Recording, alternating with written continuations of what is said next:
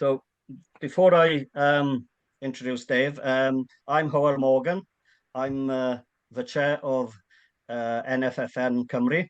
Fi yw Hywel Morgan, cadeirydd Rhwydraeth Ffermio Erllys Natur yn Cymru.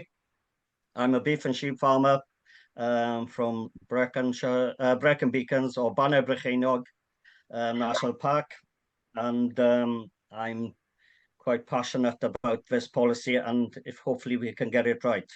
Please be mindful. It's quite contentious discussions been around this SFS, so please be mindful and respectful with your questions and comments, and we will try our best to answer your questions.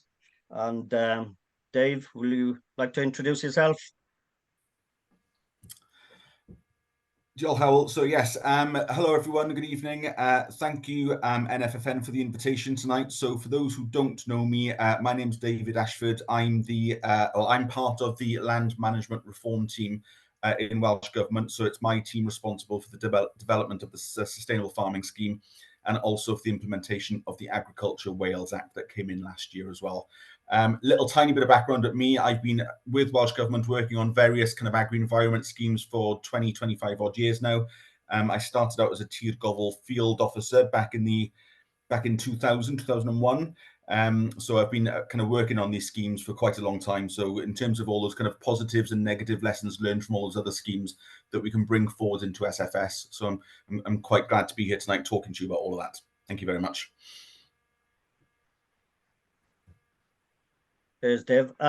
So Dave's going to present us with a SFS presentation, and I'll leave you crack on with that, Dave. Okay. Okay, diolch. Okay, so I've got about 45 minutes tonight to run through this presentation.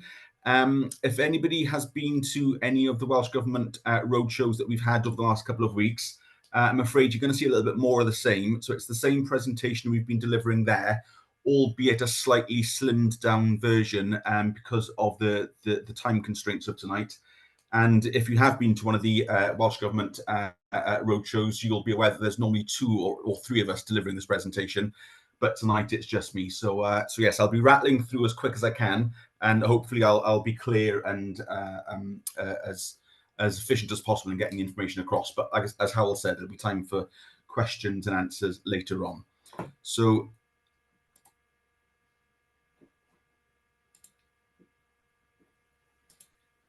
Howell, can you tell me if you can see my screen, please? Yeah, I can see it. It's not in assertive. Perfect. Yeah. Okay, so I can't see any chat bar or hands up or anything at the moment. Howell, so if anything crops up or if you could just shout out to okay. let me know. Fine. Thanks, Dave. Okie doke, I'll get cracking then. So yes, once again, thanks everyone. So yes, the purpose of tonight is to raise awareness with you of what's happening with the consultation currently on the sustainable farming scheme. Just a tiny bit of background to give you the context. We've had several consultations over the last few years, started with Brexit in our land in 2018. So we've been working at this for quite a while, starting out with kind of quite a big open consultation in 2018 and kind of refining those proposals down to what we did publish in 2022 as a scheme outline in 2022, and what we have at the moment, which is the Keeping Farmers Farming consultation that you can see on the right hand side of your screen there. So this hasn't happened overnight. There's been kind of several consultations, several phases of co-design, lots of engagement across the industry over the last couple of years to help us get to where we are at the moment. A tiny reminder, if it's needed, that as of last autumn, we have now got the very first Agriculture Act for Wales. This is exciting times if you're into legislation in that respect. The Agriculture Act is designed to do many things, but most relevance to tonight's conversation, it's given us this kind of framework of 4 sustainable land management objectives. So to produce food and other goods in a sustainable manner, to mitigate and adapt to climate change, to maintain and enhance the resilience of ecosystems, and that 4th one there about all of the important kind of cultural and social aspects of agriculture and communities not least of which is the Welsh language. So those are the 4 sustainable land management objectives that we have to think about the whole time when designing support such as the Sustainable Farming Scheme. These objectives do not exist in isolation. They're completely intertwined with each other. I know we've been kind of criticised for not putting enough emphasis or not talking enough about kind of food production over the last couple of years, but food production is absolutely at the heart of this, and producing food and other goods in a sustainable manner is always the focus of what we're looking at. But we can't have the conversation about ongoing food production without also having a conversation about the impacts of climate change. So there's a growing body of evidence that tells us that the impact of climate change is going to be the biggest risk to food production over the coming decades. It's already having an impact, but that impact is going to become more acute over the coming decades. So what actions can we take now to start mitigating the impacts of climate change on food production? Our best ally in the fight against climate change are our natural ecosystems. Hence, we've got the objective in there for maintaining and enhancing the resilience of ecosystems. And of course, none of this is possible without people. So that 4th objective around the kind of the important cultural and social aspects, you, the farmer, you're the most important thing in your farm. So of course, we can't do any of these things without people as well. So these 4 objectives are not separate. They're completely interdependent on each other. And hopefully you can see that as I go through some of the examples tonight. Just to break those objectives down into a tiny bit more detail, these are the design principles that we've been working on the whole time, bringing together this consultation. And these have evolved slightly, but at the heart of it, keeping farmers on the land and the fact that food production is vital for our nation. I'm sure we can all agree with wanting to build a more prosperous and resilient agricultural industry. We want to reward farmers for carrying out actions which deliver the outcomes that we're looking for, aligned to the SLM objectives, the Sustainable Land Management objectives I've just been talking about. But we have to pay for actions which provide additionality over and above regulation. So what we can't do is pay for compliance with regulation. And the final design principle there, maybe it seems obvious, but I think it's worth saying out loud, is that farmers should be able to access the scheme.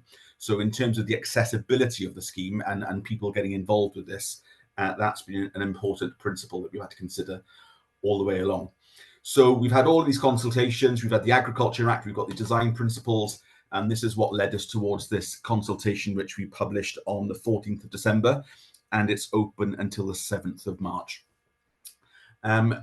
We need to remind, well, I need to remind people that it is what we call genuine consultation. You know, there are lots of things still to be decided. In fact, everything is still to be decided. Our direction of travel is quite clear, but none of the details have been kind of set in stone yet, and none of them will be set in stone until this consultation is complete and all of that feedback has been analysed. So tonight, over the next hour or so, you'll hear me saying a lot that these are proposals.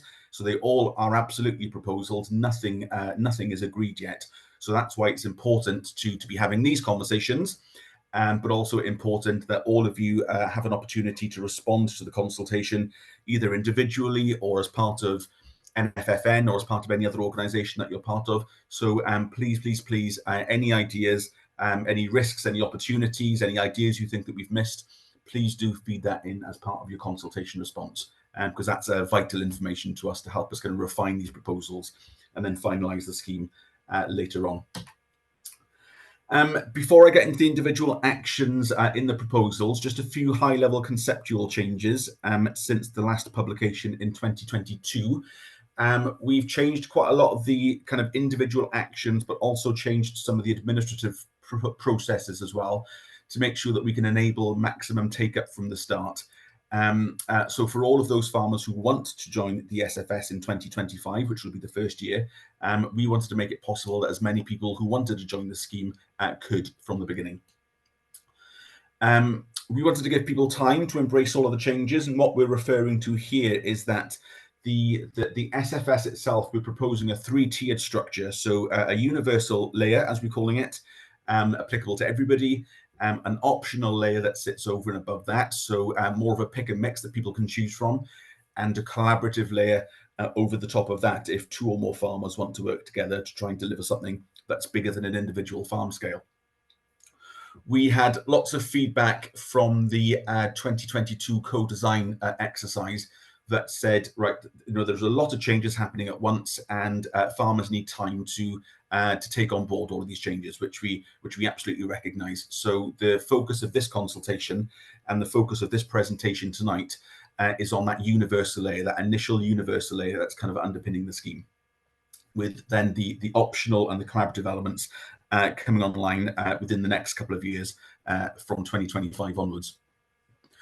We want to reward the maintenance of existing good practice, as well as enabling the establishment of new good practices. So again, a lot of the feedback we got is that farmers are doing a lot of the actions that we're considering. They're doing it already, and it's important that we recognise that, and hopefully that will come out as I go through a few examples over the next few slides. And we wanted to offer more flexibility going forwards.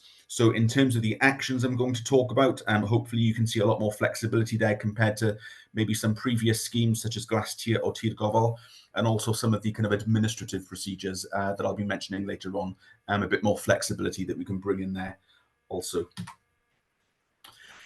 I'll start in terms of the technical content, I suppose. I'll touch just for a few minutes on some eligibility considerations. So we do not propose defining active farmer in a single definition. We've done that before, and it didn't quite have the result that we were looking for. So we don't propose to pick up active farmer in a single definition, but it is the active farmer that we want to support.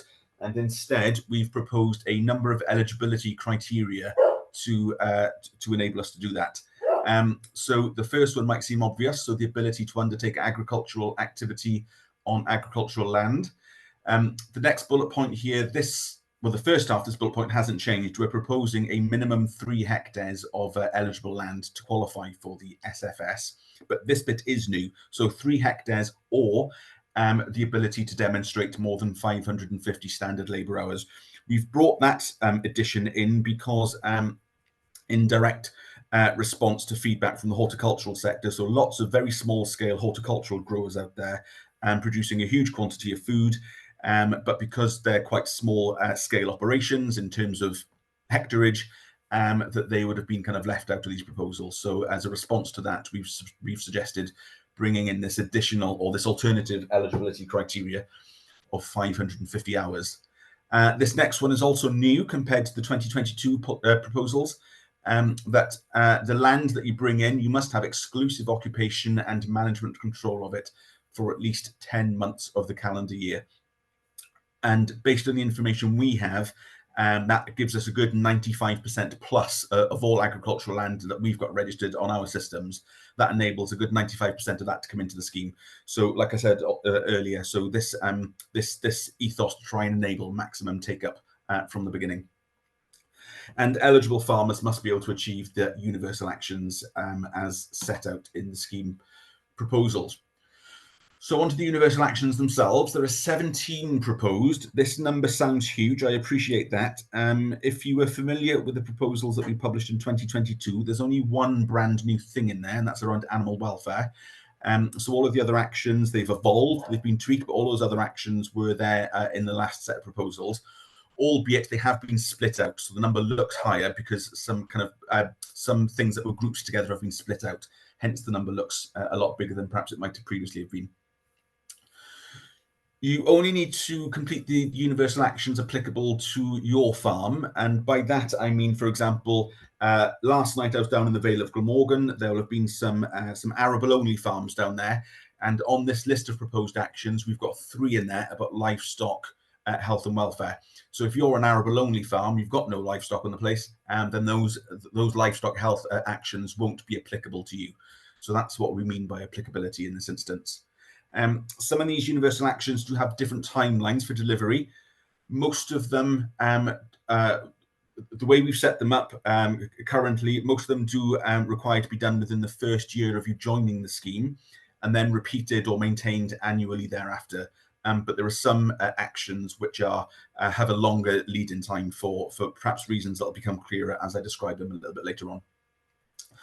Importantly, none of these universal actions need to be completed before you enter the scheme. So in previous schemes such as Glastier, you had to kind of go through kind of a big kind of points verification exercise before you even got into the scheme. We are proposing that not to have that at all, and that you can come into the scheme without any of these actions being in place. However, what is important to take on board is that by entering the scheme, you are in effect declaring that you can then deliver all of the actions, all of the applicable actions by the specified timelines. And again, I've already touched on this. We recognise that some on-farm activity that you're already completing as a matter of course will count towards these universal actions. And later on, I'll talk about how the ambition is that if you can declare to us that you've got an action kind of that's been delivered, you're already doing it as part of your ongoing day-to-day activities. So we should be able to take that on board then as a declaration that that activity is complete, and then move on to the next thing on the list without making you jump through multiple hoops and repeat lots of actions. On to the actions themselves then, as they're currently proposed. So there are, like I said, there are 17 universal actions. This is the first part of the list here. What we don't have time to do is to go through each of these individual actions in any level of detail tonight. I'm going to pick a few of the examples out just to kind of try and bring the proposals to life. And hopefully then, if you go away from this meeting, or if you've been to any of our other meetings, and then if you kind of bear in mind what we've been saying, and hopefully you can then kind of apply that logic across to some of the universal actions that are included in the proposals. And hopefully that will give you a good idea of how we expect these things to work. But I will pick out a few examples. Benchmarking is the first one on the list. If you've been to the roadshows, you'll have heard me apologise for this one already. We've tried in this consultation to keep kind of jargony language to a minimum. Unfortunately, with benchmarking, it's not possible to kind of stay away from jargon altogether, unfortunately. So as part of this benchmarking proposal, we have we've proposed that there'd be a number of what we call key performance indicators that we will need to derive for each sector. So we have a long list of KPIs or key performance indicators for each sector, arable, dairy, beef, sheep, whatever you are. So that you can choose from this list of KPIs a number of things that are suitable for you and your farm. There are a couple of core KPIs that we propose that everybody should do, things like antibiotic use for livestock. But apart from that, there'll be a long list of things that you can choose from that you think that would be useful to you and your business. The idea being that you can take a number of these parameters then, and you can kind of measure and monitor these things as you go along to build up some trends for yourself. So this is about kind of giving you information that you can use to make business decisions going forwards. So to give you an example of the benchmarking, an example of the KPIs we're thinking of, that could be things like ewe mortality, it could be lamb survival rates, it could be things like milk from forage. So depending on that long list of KPIs that you can choose from and which ones you pick up for your farm, the idea being that you can use these things, you can measure and monitor them across over the years, and then you can build up a trend for your farm as to how these parameters are going. So hopefully the numbers are going in the right direction, you're becoming more efficient, you're becoming more productive. But should those numbers be going in the wrong direction, for example, if you've got higher mortality, if you've got higher ewe mortality than average, for example, what might be underpinning that? What opportunities there to do something about that and try and change those numbers around to benefit yourself and the business. We're going to pains to point out that this is not because we want all of your data. This is about giving you the information that you can use to make management decisions going forward. We will need some information to be fed in as proof that these things are being done, but not to regurgitate the whole exercise for our benefit.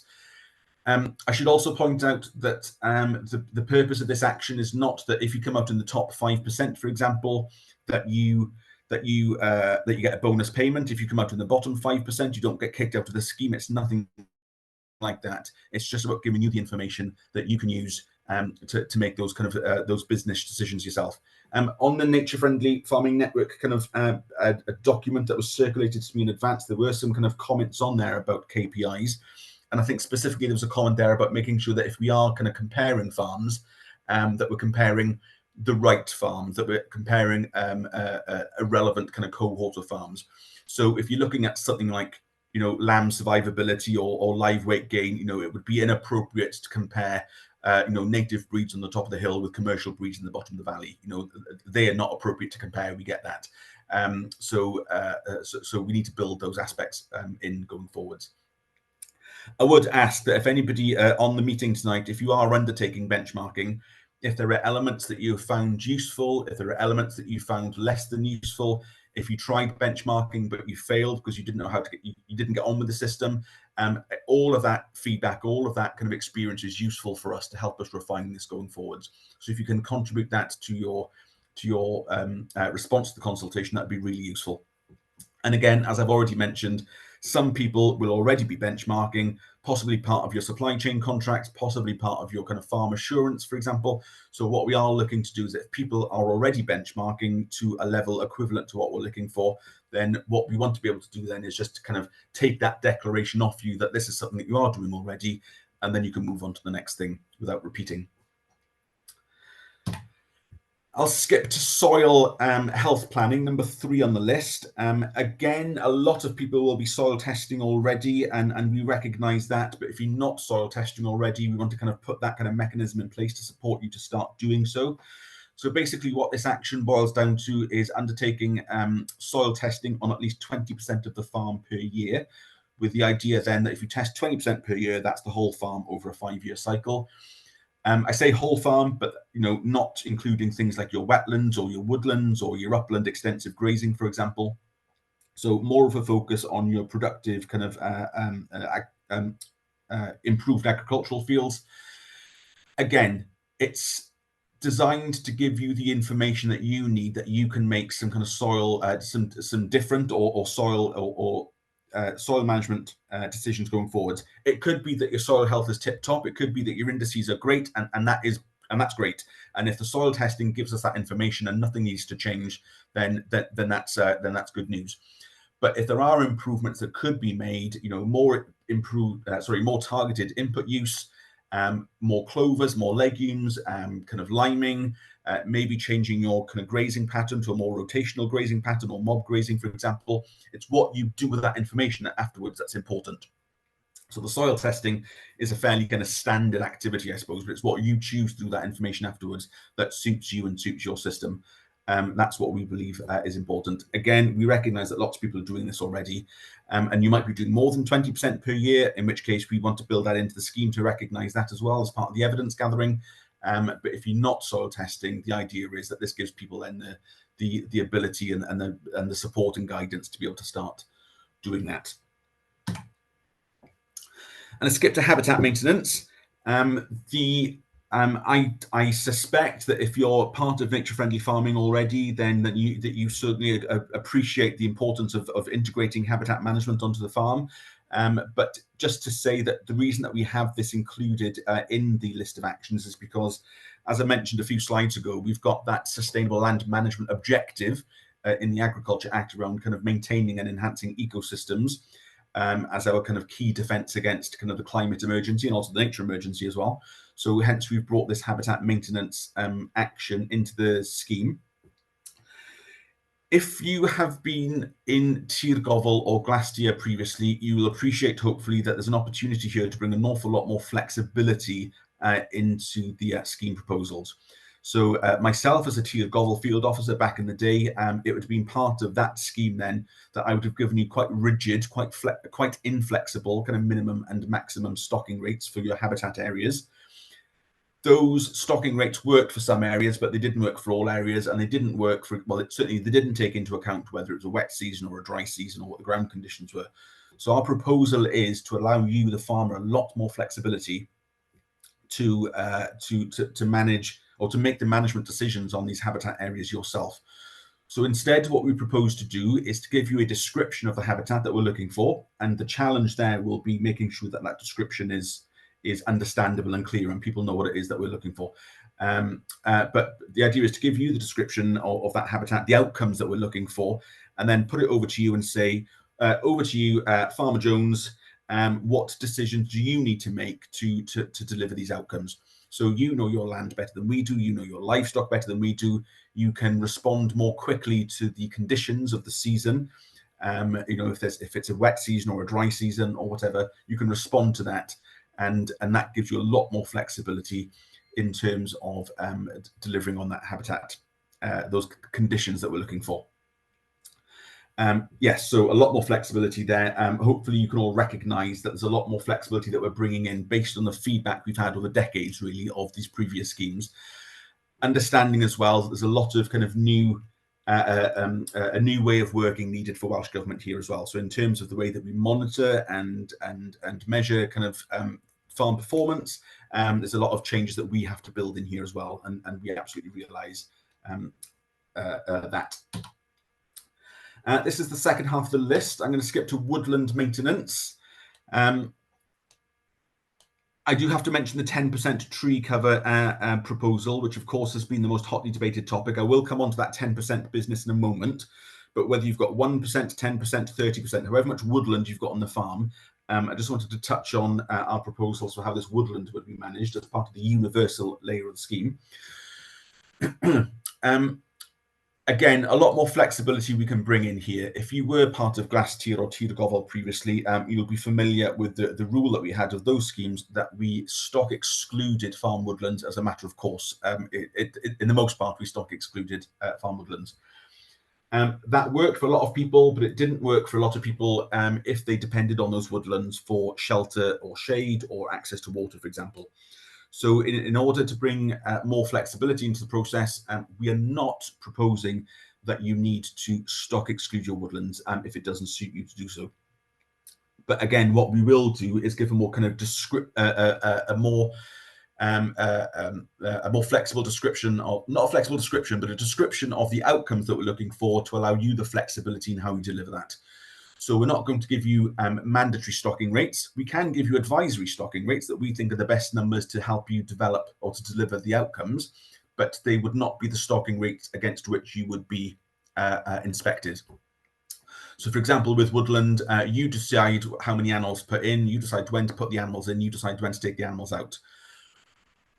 But the outcomes that we're looking for are things like if the ground is all being poached up or if the bark is being stripped from the trees, then the chances are that that woodland is being overgrazed and there's too many animals in there.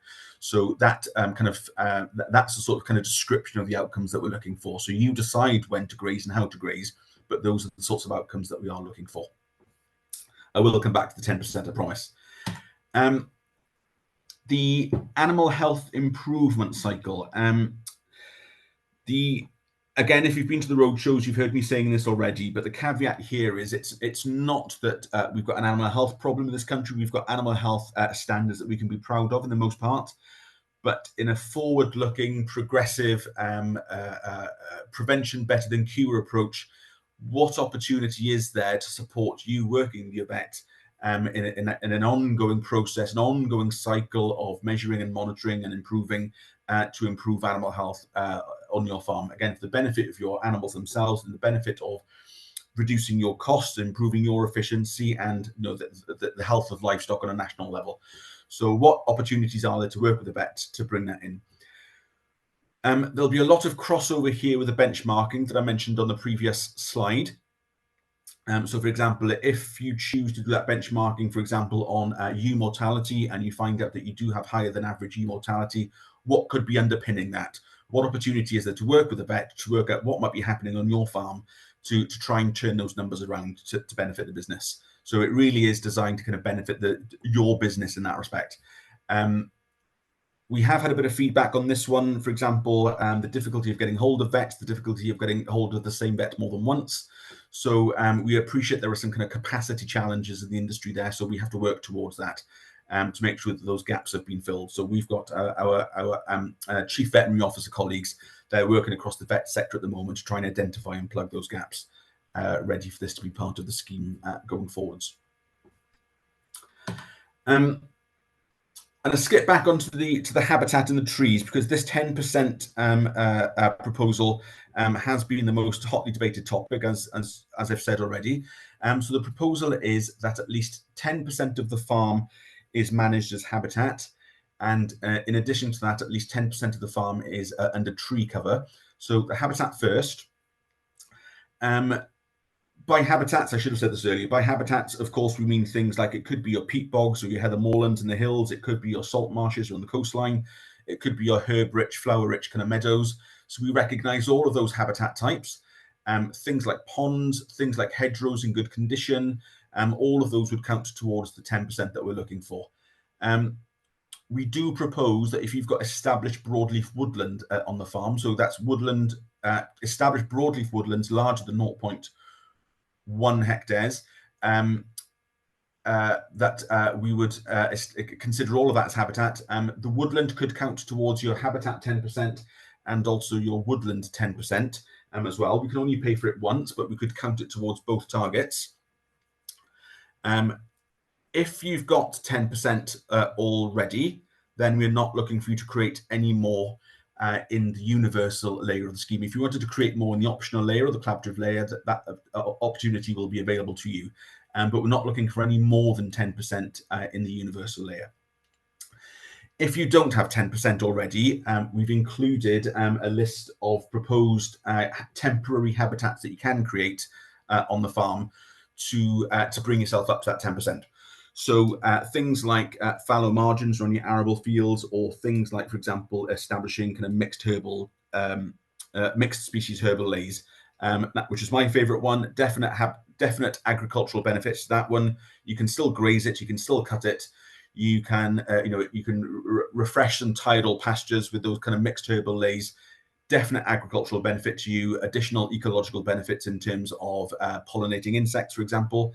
And you can build those extra species into that seed mix to give you the kind of deeper rooted varieties that can tap into moisture at lower levels during the hot summers, things like that.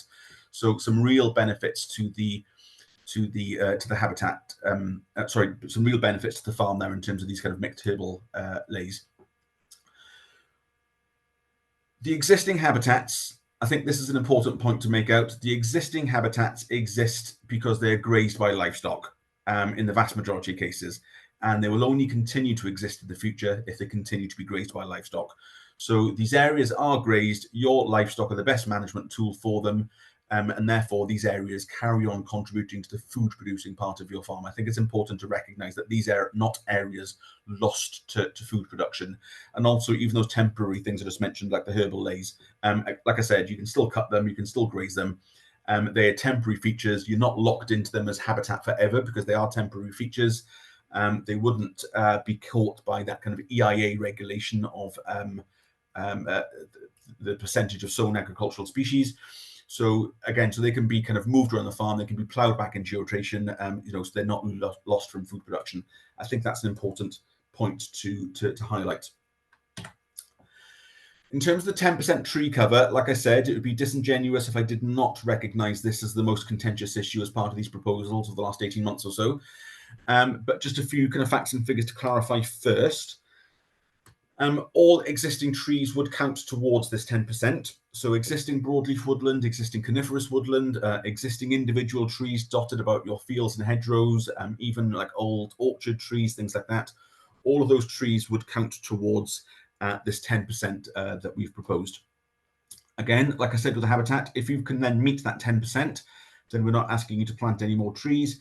If you cannot meet that 10% already, then we have proposed that you could then undertake additional planting to bring you up to that 10% level. What's important to note here is that we know that there are lots of unplantable areas. So if you're a tenant farmer and you can't plant trees, then that tenanted land would be kind of effectively excluded from the 10% requirement. We mentioned habitat a moment ago, and it'd be inappropriate to kind of plant trees to plant up tree areas on good quality habitats. We wouldn't want to see kind of habitat kind of compromised in that respect. We know that there are other areas, permanent features like your yards and tracks and hard standings. You couldn't plant trees on those. And we also know that there are some kind of like more grey areas around kind of exposed coastal locations where tree planting may not be possible. So we've adapted this kind of 10% proposal so that it's not necessarily 10% of the entire farm, but what does 10% of the remaining area look like once all those unplantable areas have been removed from the calculation? And then once you've done all of that, if there is still a requirement to plant up additional trees, rather than saying it's trees versus food, it's a decision of trees or food. What we are looking for are those opportunities to integrate those trees across the farm in a way that those trees become beneficial. Again, I've seen that on the NFFN notes that were sent to me previously about kind of the right tree in the right place. Certainly that's what we're looking for as well. It may suit some farmers to plant up areas, maybe invest in a future timber crop. That'll suit some, but it won't suit a lot of people. So for those it doesn't suit, what opportunities are there to plant up trees in an integrated way. You know, there's awkward corners, those steep banks, shelter belts to give you direct benefits to yourself in terms of shelter belts to the livestock from our increasingly erratic weather. We know that there are more farmers kind of exploring an agroforestry model, so you intersperse that planting throughout the pasture, so you're not losing areas, you're just enhancing those pasture areas with occasional trees, which you can still graze below and between, but you've got that benefit there of the shade and shelter from those trees. Once they grow, obviously, they don't appear overnight, but once they've grown, they start providing a kind of canopy benefit in terms of shade and shelter. I did mention earlier that we know that some of these actions can't be done overnight, so we do propose that the 10% tree cover requirement does not have to be delivered until 2030. So what we would recommend is that farmers would plant incrementally up to that point, but we wouldn't be looking for that hard and fast 10% calculation coverage until 2030. I'll keep labouring this point. I totally acknowledge that this tree planting proposal has been the most hotly debated issue. We've had issues around things like inheritance tax. We've had feedback around inheritance tax, feedback on things like land value, feedback on things like perceived damage to kind of food producing areas going forwards. So what we are doing, we're taking all of that on board. Again, like I said earlier, this is not a decision that's been made yet. It's still very much up for consideration in terms of all of the evidence that we have to consider as part of that.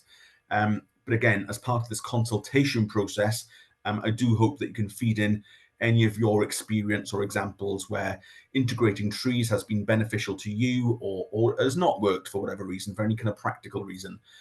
So please do feed that in as part of your consultation response. I'll just mention some groups of farmers quickly, moving away from the individual actions.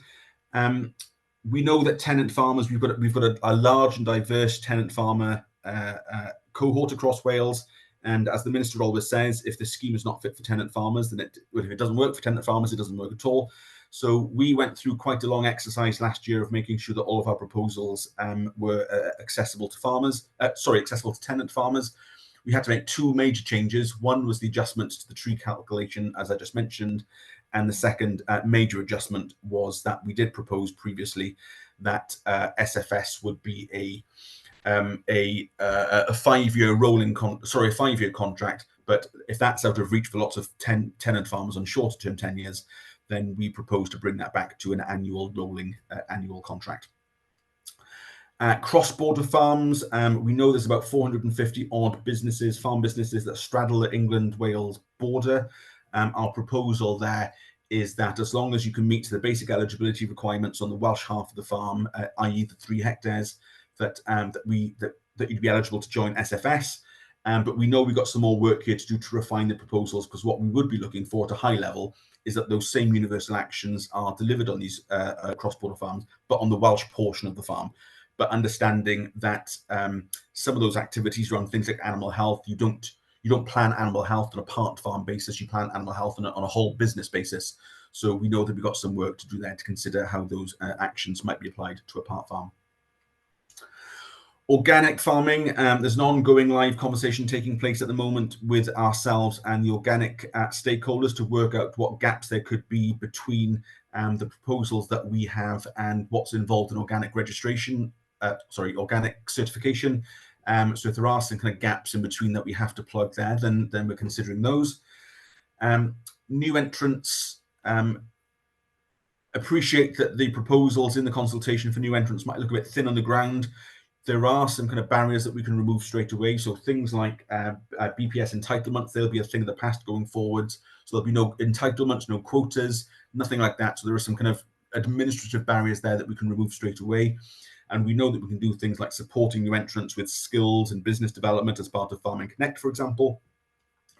But if you think that there's anything missing, if we've missed a trick in terms of opportunities for supporting new entrants, please do feed that in as part of your response. We understand how important it is to encourage new entrants into the industry for all the kind of the new energy and ideas that they bring with them. So new entrants and young entrants.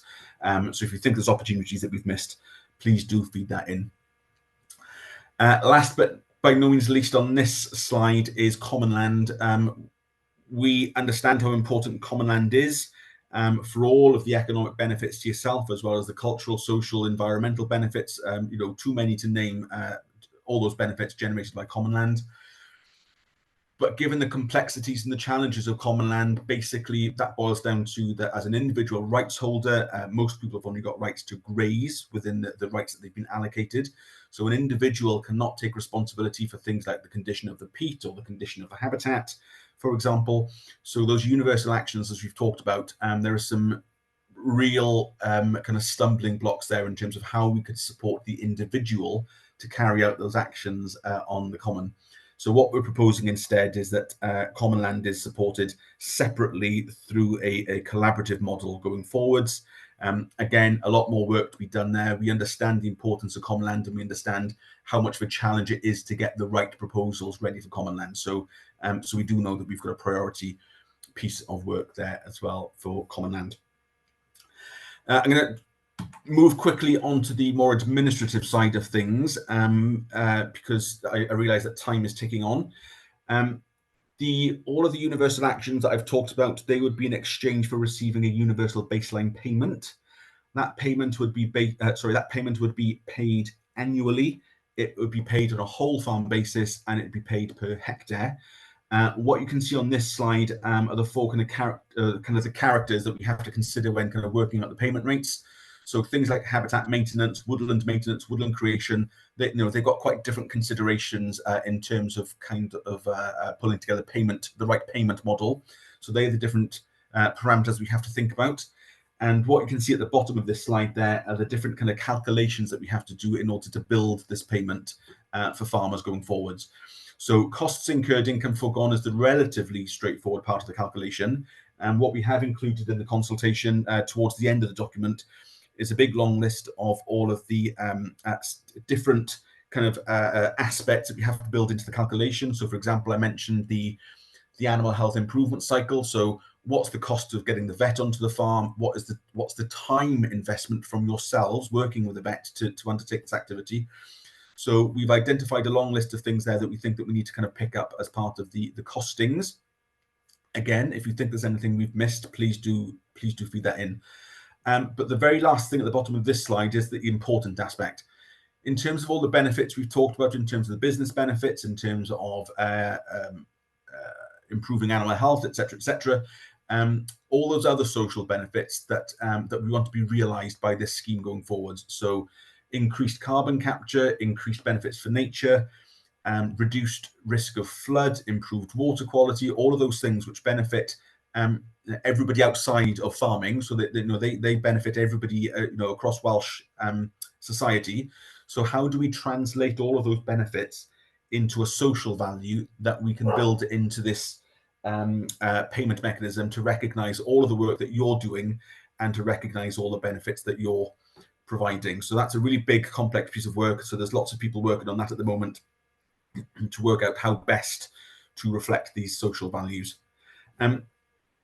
Of course, there are no payment rates included in this consultation document, which is frustrating. I appreciate that, but because all of the detail is not yet complete, and until that detail is complete, once the consultation exercise is finished, we can't attribute payment rates until all of that detail has been nailed down.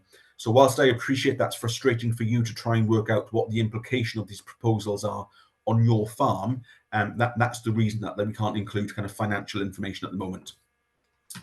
But what we have done is include a description of the kind of the payment methodology that we want to bring in. So what this slide is meant to be demonstrating is if that grey box, assuming that a lot of people on this call is in receipt of basic payment scheme, I should start by saying that. But if that grey box on the left-hand side of the screen is the notional size of your BPS payment that you would receive in 2024, for example, by the time we've got the pounds and pence equivalent for the universal baseline payment, let's say, for example, that notionally fits in that blue box. If that blue box relating to your baseline payment is less than what you would have received for your basic payment scheme, then we propose to build in that green bit of increased stability top up to bring in there. So in any 1 year, you're no worse off by being in the SFS. In fact, you're better off by being in the SFS because you get that stability payment as well. But that comparison would be done to the BPS from the year before. And that's important. That year before business is important because, sorry, my slide's the wrong way around, because what we do propose is that starting in 2025, that the BPS will start to be tapered downwards across what we call this transition period. So starting in 2025 through to 2029, we're proposing that BPS would be tapered downward in a 20% reduction in entitlement value per year. So in terms of that kind of that box, that slide of the coloured boxes that I showed you, if, for example, if you joined SFS in 2025, if your universal baseline payment is less than the BPS you would have received in 2024 before the taper kicked in, then we'd bring in that stability payment to bring you up to the level that you would have received in BPS in 2024. So that kind of that stability element is following the BPS, albeit it too will be tapered down over time, but it's got that kind of annual lag on it. So you're always that kind of 1 year better off by joining the SFS. Now, I absolutely appreciate that there's lots of information I'm kind of throwing at you here. Our proposal is that once this consultation is finished next month, so just a few weeks left, once this consultation is finished, we've got a very quick load of analysis to do on the feedback on that consultation, and it's our intention to then kind of publish the final scheme details and the scheme payments this summer. So you'll have those figures that are available to you this summer, so you can start working out what this means to you financially to choose whether or not you come into BPS next year, sorry, whether you come into SFS next year or stick to BPS. So just on that then, the proposal is that when you get your single application form next year in 2025, you will see that question for the first time, do you want to claim SFS or claim BPS? You can choose to stick to BPS, and that's fine. And then you will be faced with the same choice in 2026 and 2027 and 2028. You can choose to stick to BPS over the coming years through this transition period. But the proposal is that BPS is now very much what we consider a legacy scheme. So soon as you choose SFS, you would no longer be able to go back to BPS at that point. You're effectively kind of relinquishing your BPS entitlements the moment that you click on SFS to come into the SFS. We don't propose any changes to BPS rules in terms of cross-compliance or the way that we inspect or payment eligible areas, for example. So we don't propose to change any of the rules for BPS over the transition period, but there will be that kind of reduction in entitlement value year on year to the point where that there's no BPS available from 2029 onwards. What is important to point out though, so your universal payment, all things being equal, assuming that your land doesn't change year on year, your universal payment will be a static payment, so that won't change, that won't be tapered off. You will get that stability payment, albeit that is tapered, but in the year lagging behind BPS. But as we bring on the optional and collaborative elements of sustainable farming scheme over the coming years, then there is that opportunity to build payments going forwards by taking on those additional actions should you choose to. Just a very quick last one or two slides on me in terms of kind of process. I'm running a little bit late, sorry, but I'll be very quickly on this bit. The proposal is that we still carry on using the single application form, the SAF form, albeit it'll have to be tweaked to accommodate these different bits of the schemes, but it's familiar. So SAF is familiar, RPW Online is familiar to you. That kind of process of a claiming via a CRN, so your customer reference number, claiming your SAF or submitting your SAF by the 15th of May. We propose to retain all of these processes. As we move away from kind of European regulations, we're no longer bound to that 15th of May, for example, but we do appreciate that these kind of patterns are so hard baked into the kind of the farming calendar that we propose to stick with them because that's what's familiar to people. Again, just very quickly, in terms of delivery of the next year or so, we propose to develop a dashboard, what we call a dashboard. I mentioned earlier that a lot of these, in terms of the universal actions that are applicable to you, we propose to go through this kind of dashboard process so that you can see all of the actions that are applicable to you. So if you don't have animal health issues, for example, if you don't have a triple SI, if you don't have historical features, those actions will not be applicable to you. So we create a dashboard to show which ones are, and shows your progress towards delivering them. The actual field information be captured on your SAF. What we do propose to do this year is to run a data confirmation exercise in the summer. So I do appreciate that the Habitat Wales scheme that we rolled out last year, there were challenges there. There were big challenges there in terms of the maps that we created, but we've had to learn from those. We have learned from those. So going forward, hopefully that mapping exercise should be a lot smoother. So data shouldn't be missing and land shouldn't be missing.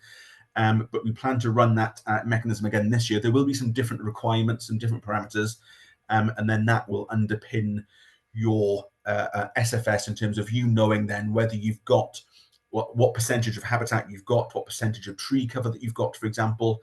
You will have a chance to review that information and feedback in if you believe something to be incorrect. What we do want to do going forwards is develop a much more partnership approach with you. So again, in the road shows that we've been delivering, Hugh Morgan, head of RPW, he would be saying right now that he appreciates that previously RPW and the way that they operate seem quite draconian. They seem quite inflexible with the way that they apply penalties, etc. So what we propose to do going forwards is be far more flexible. I mentioned flexibility right at the top of this presentation. So rather than, for example, hitting you with a penalty as soon as something goes wrong, what opportunity is there instead to revert to a mechanism of warning letters or advisory information to enable you to kind of fix issues rather than just hitting you straight out with a penalty. What we do appreciate is that for a lot of people who have been burned previously, it's easy for us to say that, but you're going to need to see us doing it first, perhaps before we start building up that trust again. So we understand that, but it certainly is our ambition to change in terms of how we kind of process and work with you going forwards. But we will still have to have kind of verifiable standards and a warnings penalties matrix going forward. At the end of the day, we are still responsible for taxpayers' money, so we do have to have those kind of checks and balances. The proposal is in terms of a payment profile that we would pay as per your BPS at the moment, so an advance payment in perhaps October time with a balance payment in December once all validation has been completed. There has been some feedback that people would like us to see us moving more towards a monthly or a quarterly kind of payment mechanism across the year to kind of help cash flow. That is something that we can consider, but that won't be possible for 2025. There'll be too much other change coming in for 2025, but maybe that's something that we can move to in the future. This is my last slide. Very, very quickly, again, just to remind people, 7th of March is the closing date for the consultation. We want to publish all that kind of final detail in the payments in the summer with a full scheme rules booklet coming out in the autumn. The scheme will start 1st of January next year. And for those farmers who choose to join SFS next year, you'll have until the 15th of May on your SAF in order to deliver that. SAF on the 15th of May in order to make that claim. So you will have from this summer when we publish the payments effectively through to the middle of May next year. That's your time period for deciding whether or not the SFS is the right decision for you or not. Howell, over to you. That's me done with the slides. I've gone over my 45 minutes, apologies, but hopefully I've covered all the main points. Cheers, Dave. Thanks for that. I understand you've had a tough couple of weeks and really appreciate you sharing your information tonight on your slides. And I'd like to point out at this particular time that I don't think many civil servants get to engage with different sectors. So as farmers, I think we should be grateful that we've had 2 weeks of engagement from Dave and his team. Right. Yeah, we've got a few questions or key asks from the NFFN Cymru. We'll go through them one by one, Dave. First point is provide a proper funding package for nature-friendly farming. Do you think the scheme will support that? So So I guess there's a few other things to talk about in that one. Thanks for the question, Hal. I guess there's a few things to consider there. You know, the Welsh ministers have made it clear that the kind of the financial challenges that we're under at the moment. At the moment, we don't have a budget beyond financial year 24-25.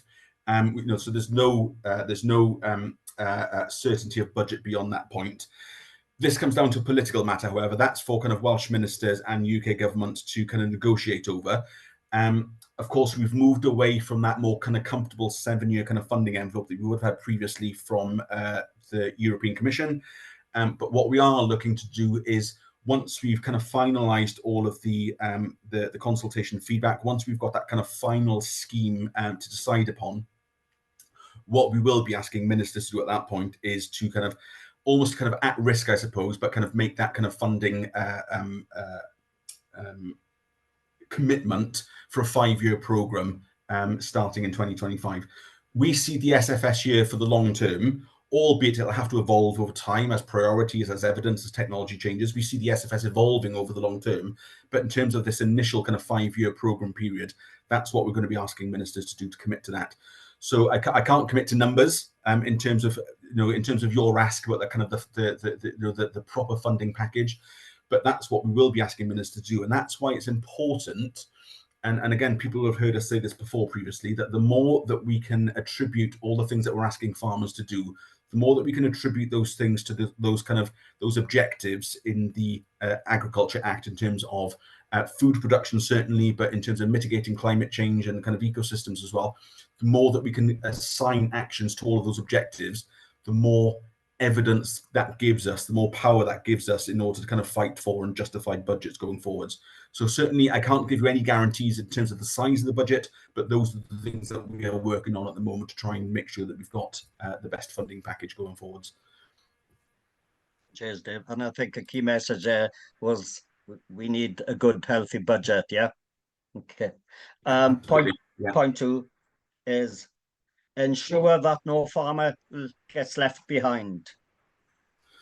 So this is an important one. Like I said, we've got these objectives, we've got these design principles around kind of, you know, enabling take up from the start and making it accessible to farmers.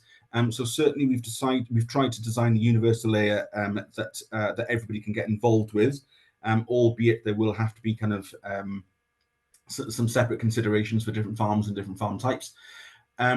But that's certainly how it's evolved, designing the universal layer. Of course, we've had lots of feedback in the past that, you know, farmers tried hard to get into kind of glass tier, for example, over the years, but they could never get the points, or they could never achieve X, Y, or Z eligibility criteria. So we're very mindful of that to try and remove those barriers that farmers can come in. I think possibly your question here, Howell, was related to more the kind of the optional actions, so that those farmers who want to go further, faster, have those opportunities to do so.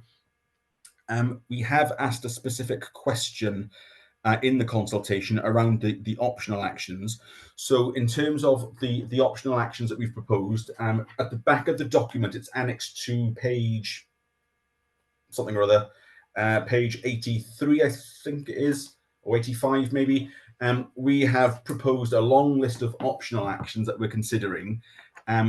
Some of them will never see the light of day. Some of them are sort of already being delivered as part of some other kind of Welsh Government funding mechanisms already. But what we are asking people to do is there anything missing off that list? And how should the things on that list be prioritised going forwards? So I'm sure that all of the people on the meeting tonight will have ideas about kind of which things do need to be prioritised. Anecdotally speaking, over the last couple of meetings, we've been having discussions around things like organic support, around managing land inside SSIs. Common land is another kind of high priority. So those are some of the aspects that we're considering there in terms of where we think at the moment that some of those optional actions need to be prioritised. But again, there's all those other things in there as well about kind of diversification into horticulture, around kind of improved animal handling, slurry management, improved soil management, you know, all those other things that help with kind of, you know, production and other business benefits. So please, everybody who's got any ideas of how to prioritize that, please do feed that in as part of your response. Cheers, Dave. Thanks. Follow the principle of the right tree in the right place for the right purpose. There's a lot of questions about trees in the Q&A, so we'll just touch a bit on that. Yeah, the right tree in the right place for the right purpose. Yeah, again, I don't hide from it. There's lots of discussion there about trees over the last since we produced our proposals. What we don't propose is to mandate what tree is planted where. Yes, we have this proposal for a minimum threshold of tree cover across the farm, but what we want to see there is for the farmer to choose, albeit we have to make sure that there's guidance in place and advice. But what we want is the farmer to choose what trees they want to plant and why. So again, do you want to get a future timber crop out of it? Are you doing it for nature? Are you doing it to provide that kind of shelter belt or that kind of shade for livestock? So again, I guess it depends on what you want to get out of it. What you want to get from those trees will dictate what those trees are and where they're planted. So that in terms of the right tree for the right place, we do want to make sure that that you're part of that kind of thinking in terms of what those opportunities are. Again, like I said, kind of orchards, agroforestry, shelter belts, all of those things. And I'd like to think, Howell, that again, across your membership, all the people on the meeting tonight will have thoughts about where trees have or haven't worked on their farm, where they provide those multiple benefits. So again, if people can feed that in. But yes, in principle, we agree the right tree in the right place, but it's what you want to get out of it that informs that conversation as well. Yeah, and as a farmer with a lot of trees on his farm, I see him as part of my business and in my livestock system. But I'm also mindful of I rather 10% trees on every farm rather than 10% of farms covered in trees, sort of thing. So we have to be careful that we don't push. Push backwards. A few other things on that, Hal, that I should have mentioned as part of the slides and I forgot to mention. Of course, I do understand the mixed message that people get from this in terms of, you'll get your BPS for those who receive BPS. You'll get your BPS at the end of this year, and of course, all of those kind of woodland areas and tree trunks they've been removed from your payable area as ineligible features. So for years and years and years, trees have been removed from your payable area, and yet here I am, or yet here we are, trying to encourage people to plant more trees. But of course, going forwards, we can move away from those BPS rules and start bringing those kind of trees and woodlands back into your payable area. So we can turn that on its head in recognition of the benefits of these trees and then the recognition of the effort that you go to when kind of looking after and planting trees as well.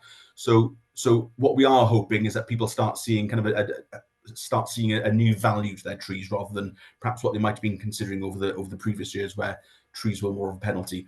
But going forwards, we can turn that kind of payment situation on its head. Okay, good.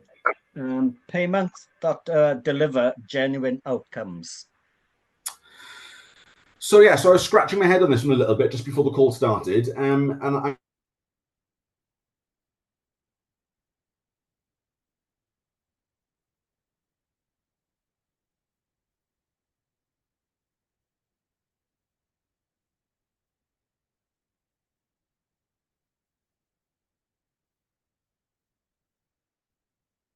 think we've lost Dave for a second.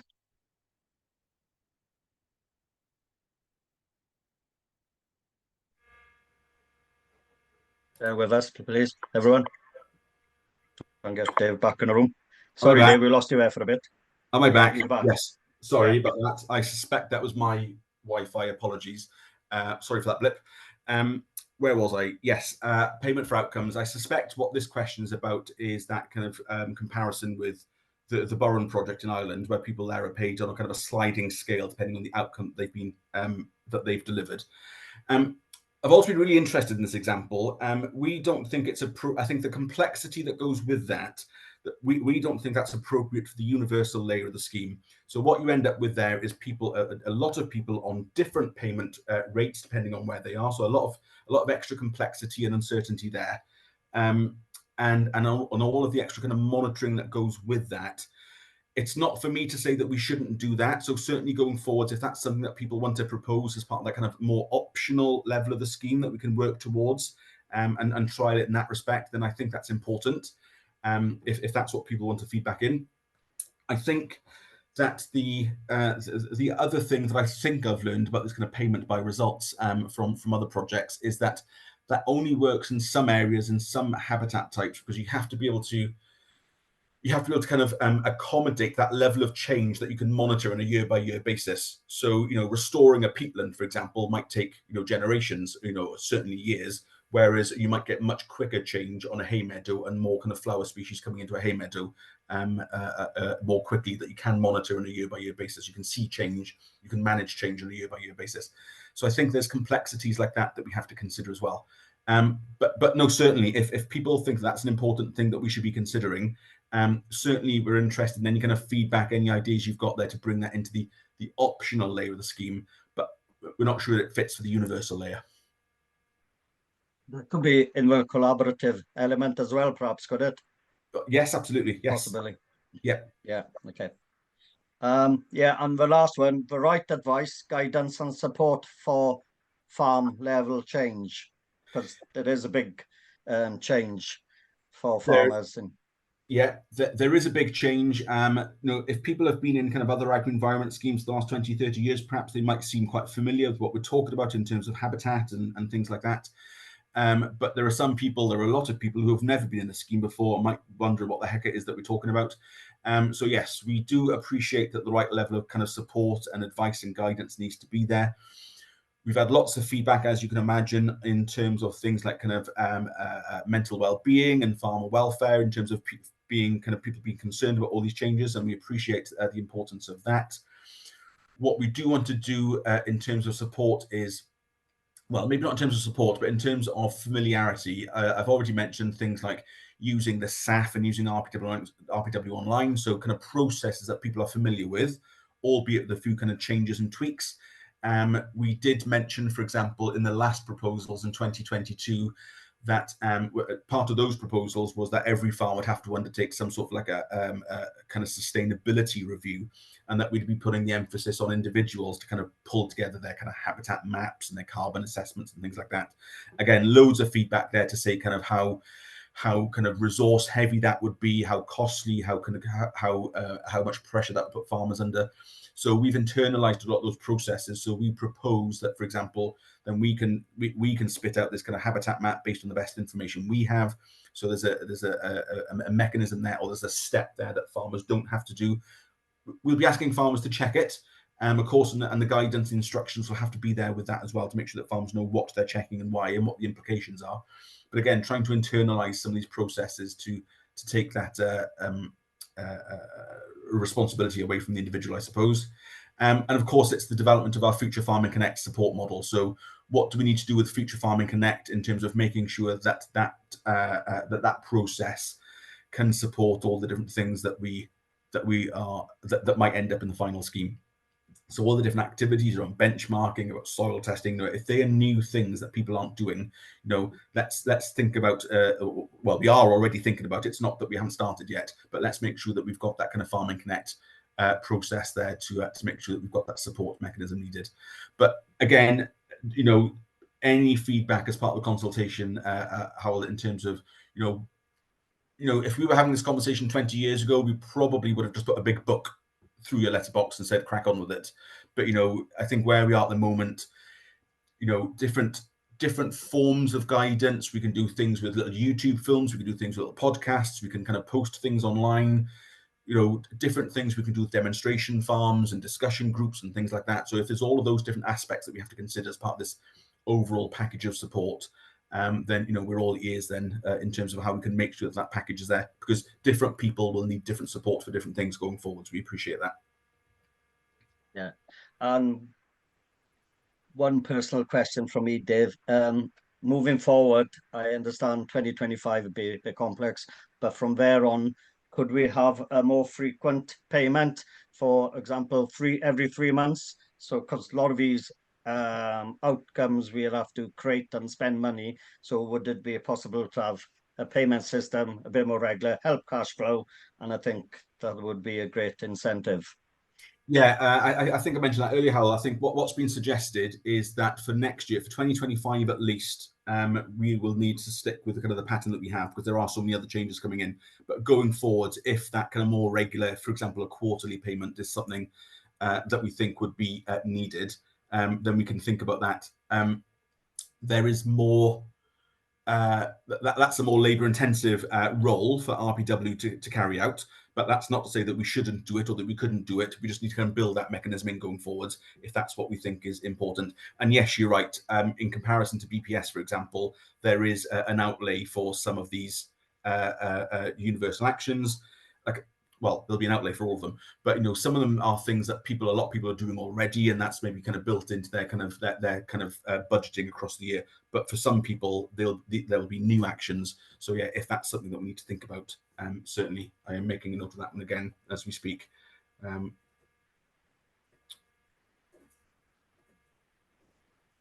think going forwards. Cheers, Dave. Yeah, just before we go to the Q&A, so just to mention that if participants want to visit the SFS website page on the Nature Friendly Farm Network website, there's a bit of information there, and which includes also the NFFN SFS summary. And there's an open letter there to Leslie Griffiths.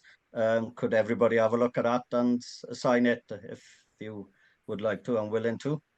And we'll go to the Q&As. There's quite a few questions that's very similar, so we'll try and group them together. So if we start off about clarifying supplementary feeding on permanent grassland, for example, could farmers feed their own hay that's been produced on their own farm on these habitat fields, and also if this habitat fields, can we take muck out that's been produced on their own farm as well? Right, straight into the technical one, Howell. So I'm just reminding myself of this one. I know it's been fed back to me quite a lot as part of the Habitat Wales scheme in terms of not being able to supplementary feed.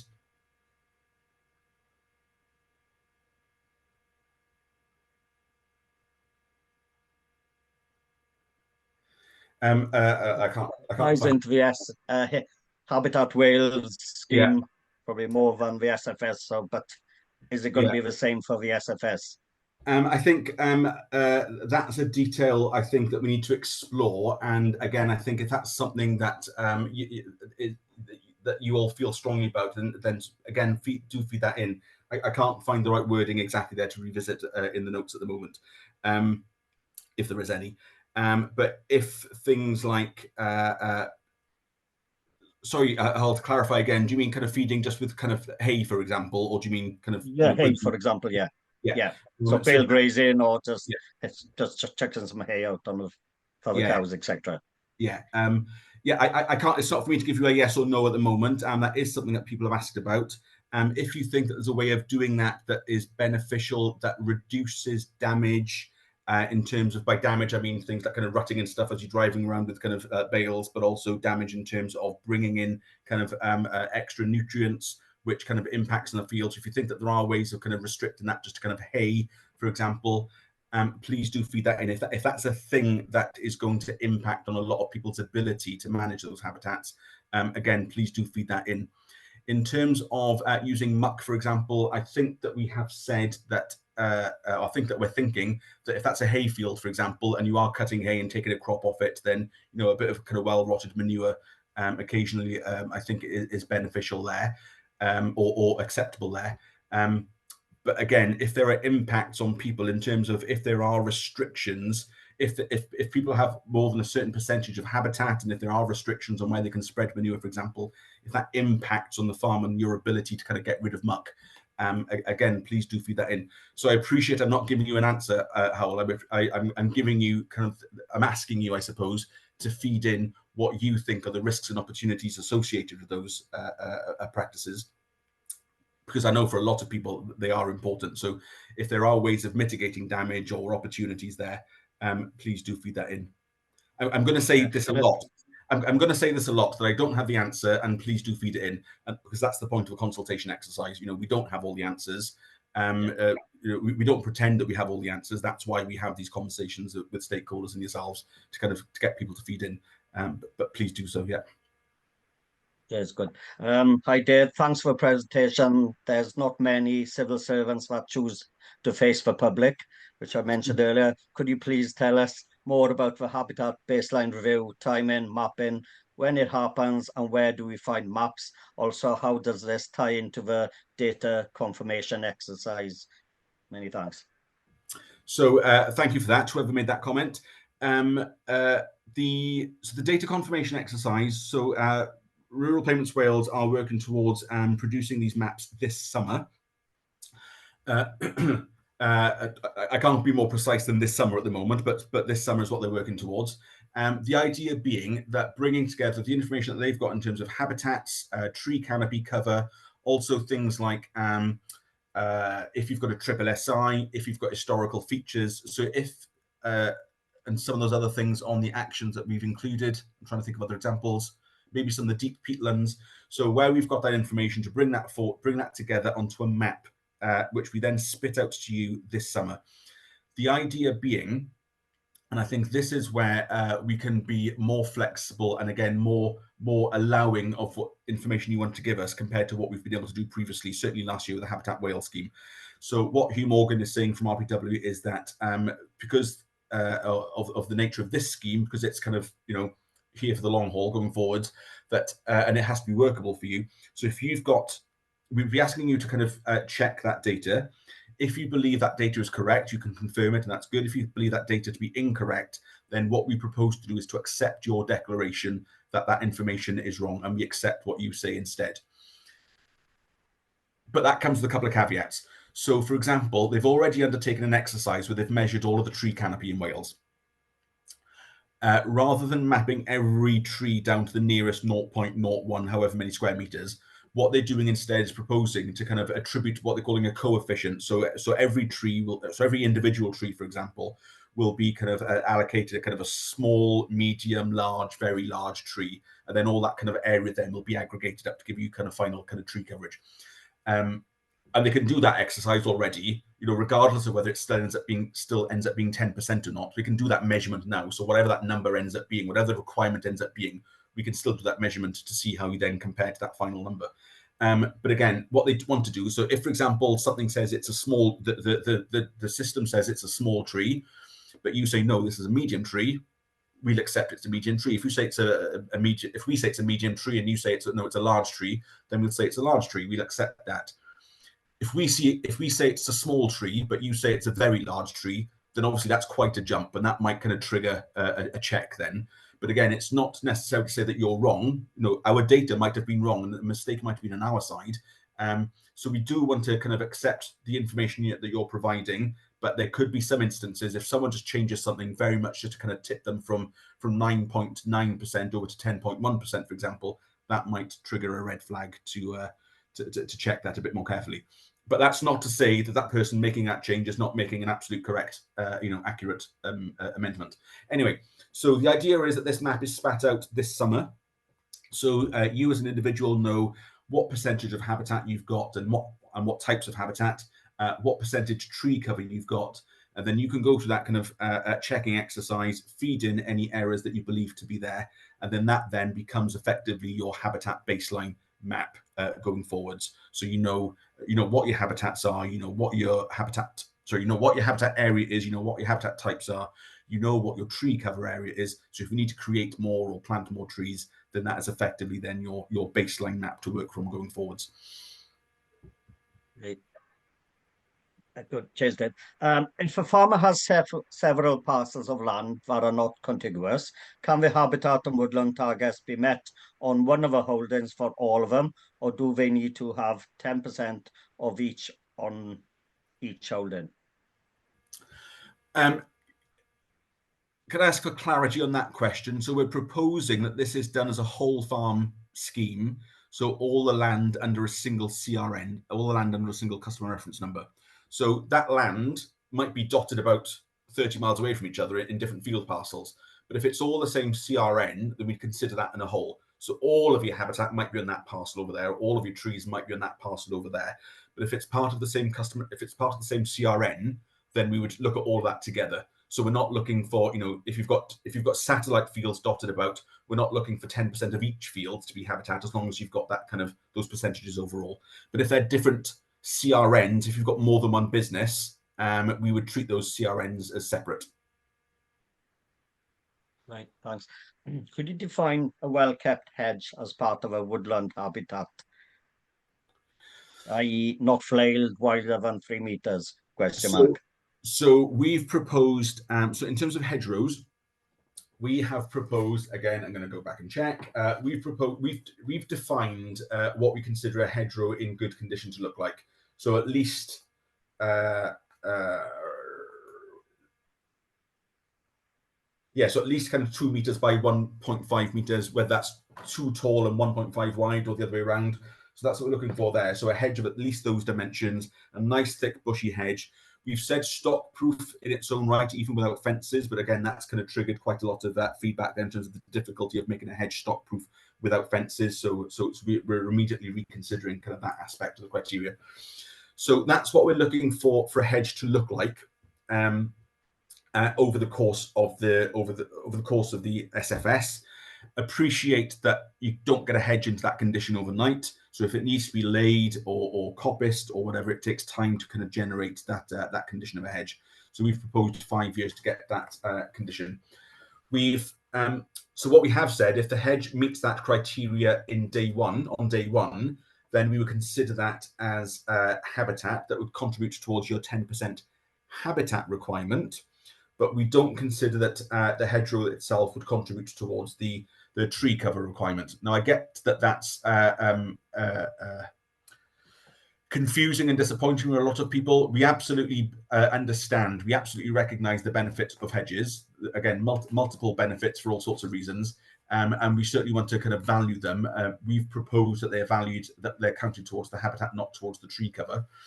But again, appreciating that that some hedges that aren't managed regularly, where they then start turning into a line of trees, so effectively become more than 3 meters tall, that's when we start considering that perhaps it's a line of trees rather than hedgerow. So at that point, we'd start measuring it, start counting it towards the tree cover 10% rather than the habitat 10%.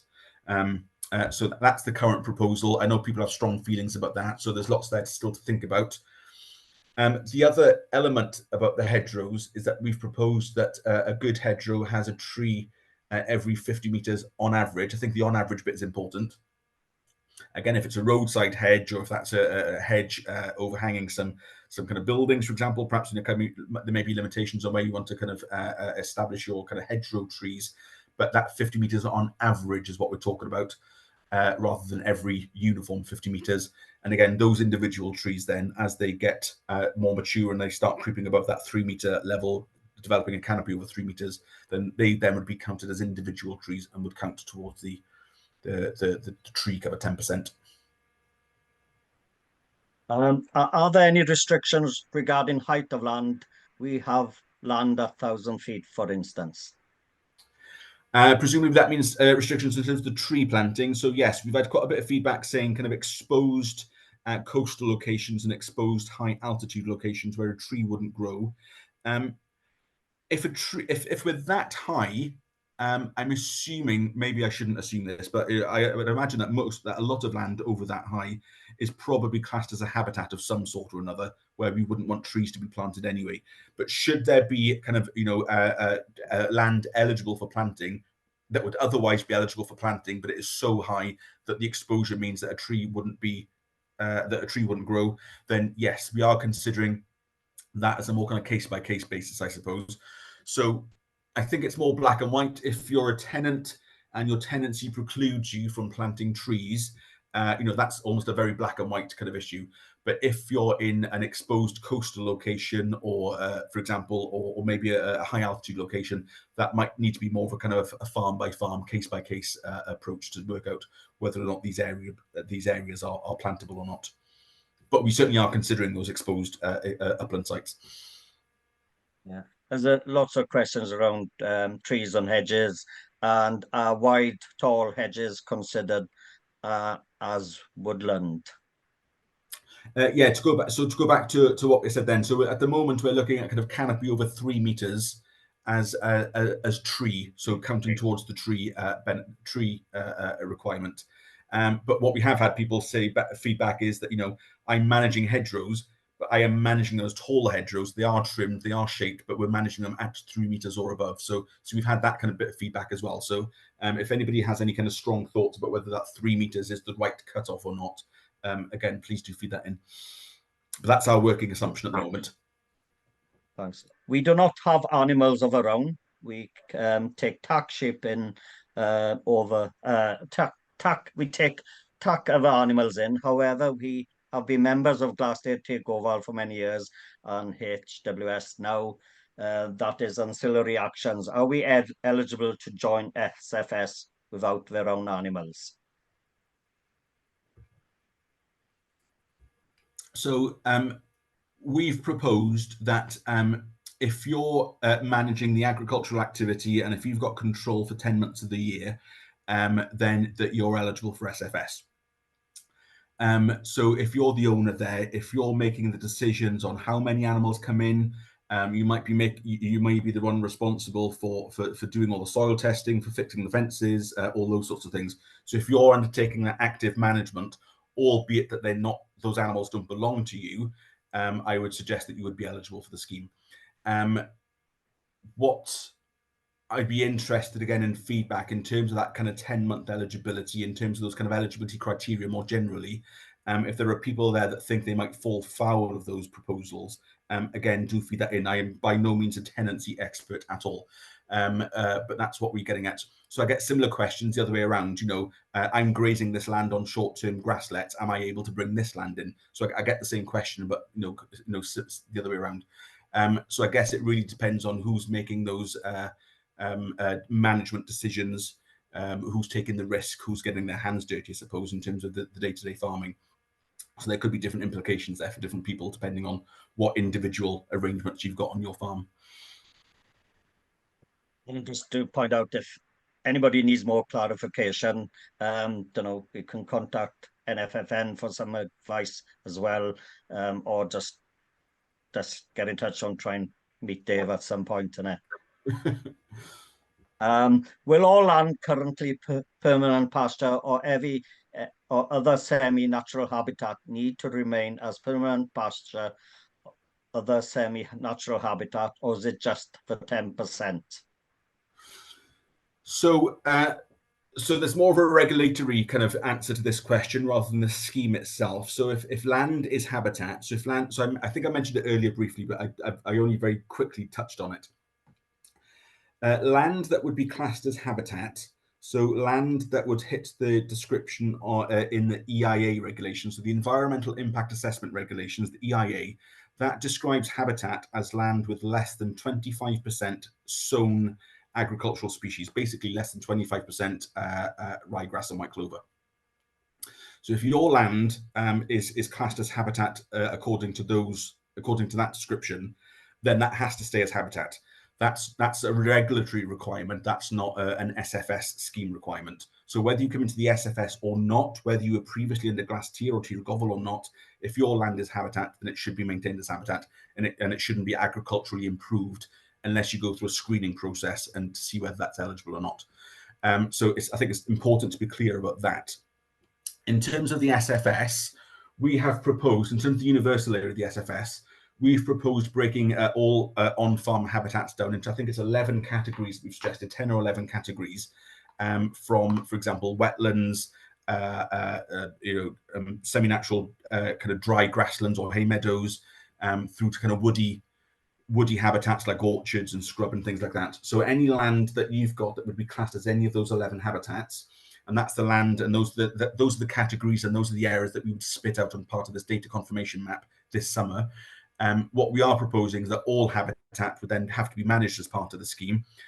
If you've got 10%, great, you don't have to create any more than 10%. But if you happen to have more than 10% already, then what we're saying in the scheme is that we would recognise all of that habitat and bring all of that habitat into the payment mechanism.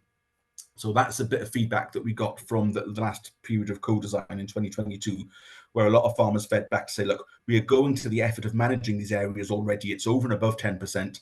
So if we're going to those efforts, we think that should be rewarded and built into the scheme process. So that is our proposal.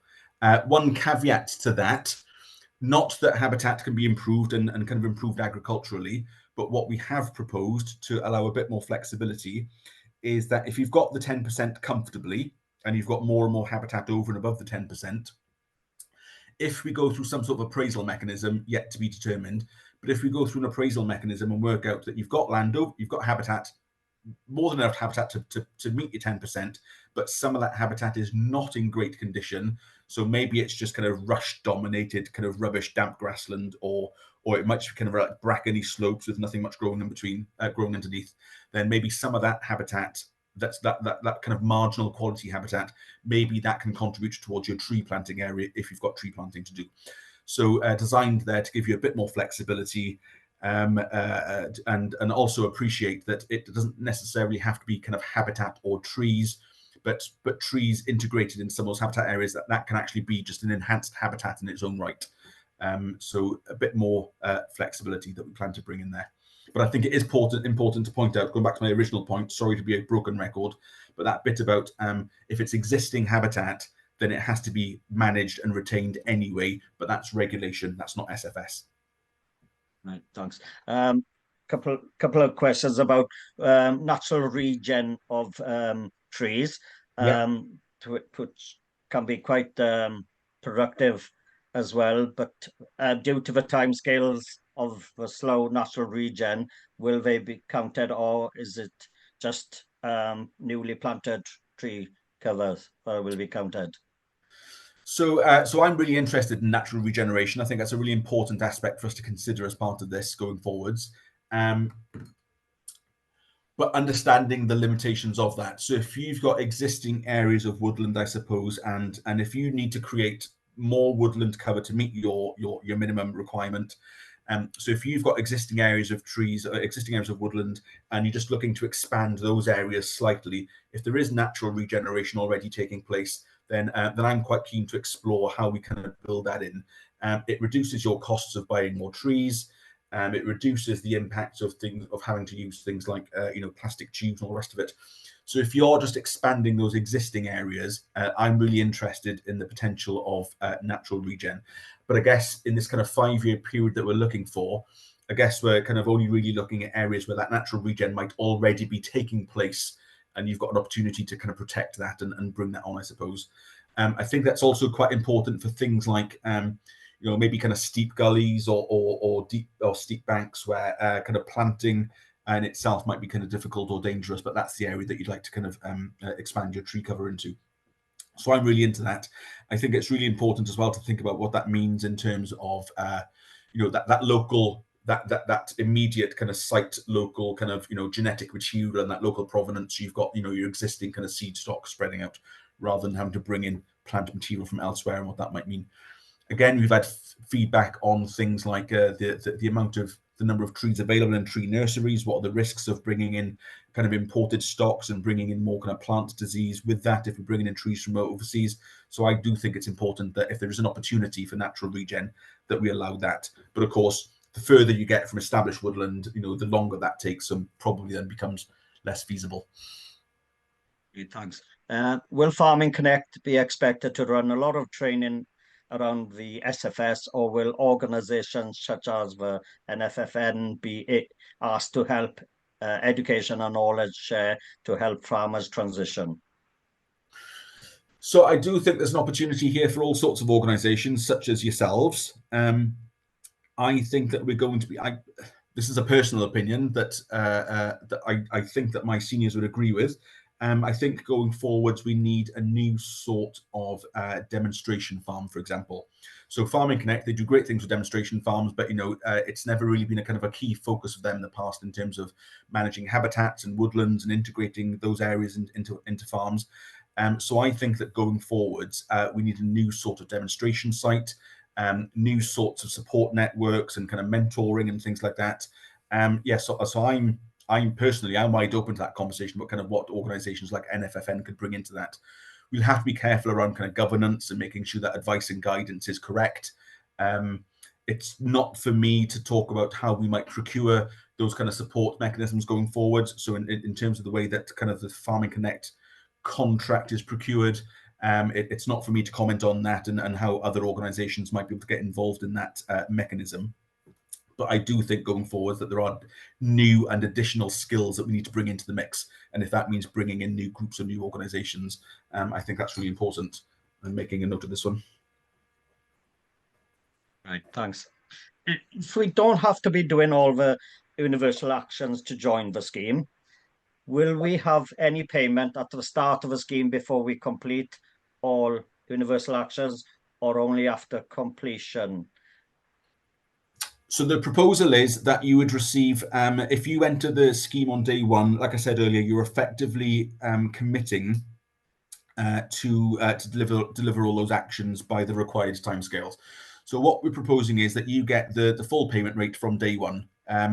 Most of those actions need to be done. A lot of those actions need to be done within the first year, but some of those things like the tree planting, where we give that several years, we propose to give people that full payment for the period up until, for example, 2030 is the hard, what we're proposing, 2030 is the hard cutoff for getting that kind of tree cover established.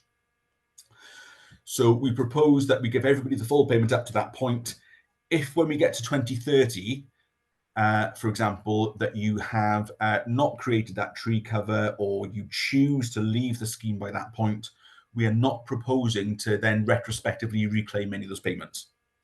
All other things being equal, assuming that we haven't found any other kind of historic non-compliance, or you haven't claimed fraudulently for something, assuming all things being equal and nothing like that has happened, we propose that you get the full payment, and we would not retrospectively reclaim if you haven't hit the target by that point.